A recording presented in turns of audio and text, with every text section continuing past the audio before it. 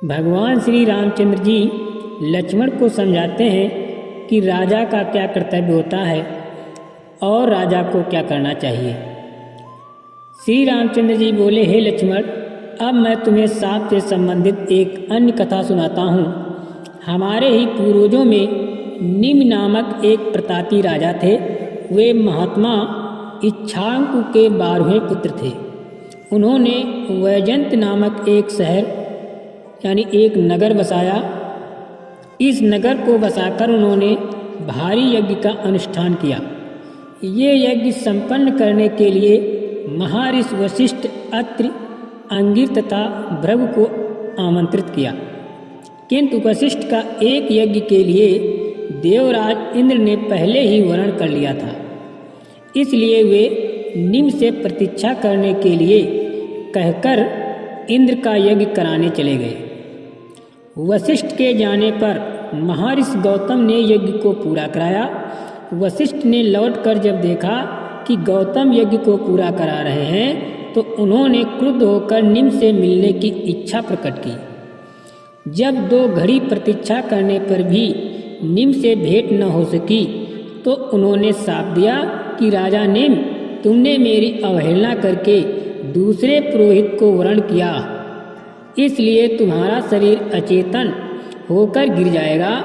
जब राजा निम्न को इस शाप की बात मालूम हुई तो उन्होंने भी वशिष्ठ जी को श्राप दिया कि आपने मुझे अकारण ही शाप दिया है, अतएव आपका शरीर भी अचेतन होकर गिर जाएगा। इस प्रकार शापों के कारण दोनों ही विदेह हो गए। ये सुनकर लक्ष्मण बोले, रघुकुल भूषण, फिर इन दोनों को नया शरीर कैसे मिला? लक्ष्मण का प्रश्न सुनकर राघव बोले, पहले तो वे दोनों वायु रूप हो गए। वशिष्ठ ने ब्रह्मा जी से देह मिलाने यानी देह दिलाने की प्रार्थना की तो उन्होंने कहा कि तुम मित्र और वरुण के छोड़े हुए वीर से प्रविष्ट हो जाओ,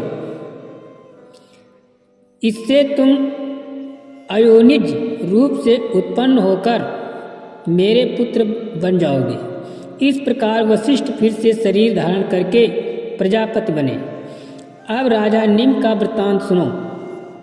राजा निम्न का शरीर नष्ट हो जाने पर ऋषियों ने स्वयं ही यज्ञ को पूरा किया और राजा को तेल के कड़ाह आदि में सुरक्षित रखा।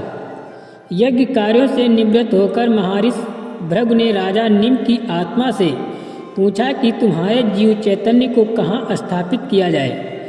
इस पर निम्न ने कहा कि मैं समस्त प्राणियों के नेत्रों में निवास करना चाहता हूँ। राजा की ये अभिलाषा पूर्ण हुई। तब से निम्न का निवास वायु रूप होकर समस्त प्राणियों के नेत्रों में हो गया। इन्हीं राजा के पुत्र मिथिलापति जनक हुए और विदेह कहलाए। जय गुरुदेव।